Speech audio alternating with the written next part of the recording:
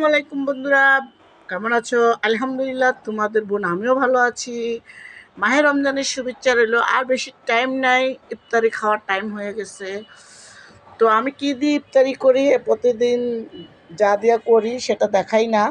তবে আজকে ভাবলাম ভাইদেরকে দেখাই, আমার বন্ধু কলিজার ভাই ও বোনেরা, আমার ইউটিউবের বন্ধুরা, আমার ফেসবুকের বন্ধুরা। দেখো, আমি প্রতিদিন এই যে একটু ভাত, এই যে ভাত নেই, সাথে আমার একটা ডিম ভাজি আছে, সাথে তো পানি আছে। পানিগুলো ফ্রিজের বন্ধুরা, তোমরা আবার মনে করো না যে বইনে কিনা নিয়ে এসেছি। ছোটো বোতলগুলো ফ্রিজে রাখছিলাম, একটু ঠান্ডা পানি খাইতে হয়। যাই হোক, সাথে আছে পেঁয়াজ, শুকনা মরিচ, আর সাইড দিয়ে লবণ আছে বন্ধুরা। দেখো, এই যে শরবত, যেটা না খাইলেই না। শরবত অবশ্যই খাইতে হয় রোজার মাস, তো কলিজাটাও ঠান্ডা হয়।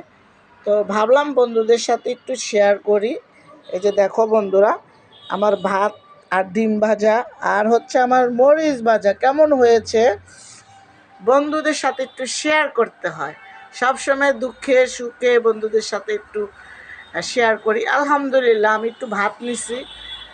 ভাত আমার আমার এত মানে ইফতারি আমি এত বানাইও না, আর নিয়ে আসি নাই। আল্লাহ যা তৌফিকে রাখছে সেটা একদিন শেয়ার করলাম যে বোন কী দিয়ে ইফতারি করো। অনেকেই ইনবক্স আইসা বলো, আপু তুমি কী দিয়ে ইফতারি করো?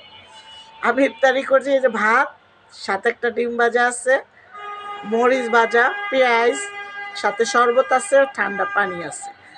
তো আমার ভাই বোনেরা কে কী দিয়ে ইফতারি করেন, কোথা থেকে ইফতারি করেন, কোন জেলা থেকে আমার ভিডিওটা দেখেন বা দেখবেন, আমাকে একটু ইনবক্সে জানাবেন। আর অবশ্যই অবশ্যই মাহে রমজানের শুভেচ্ছা রইল। ভিডিওটা অবশ্যই বাড়াবো না, তোমরা খুব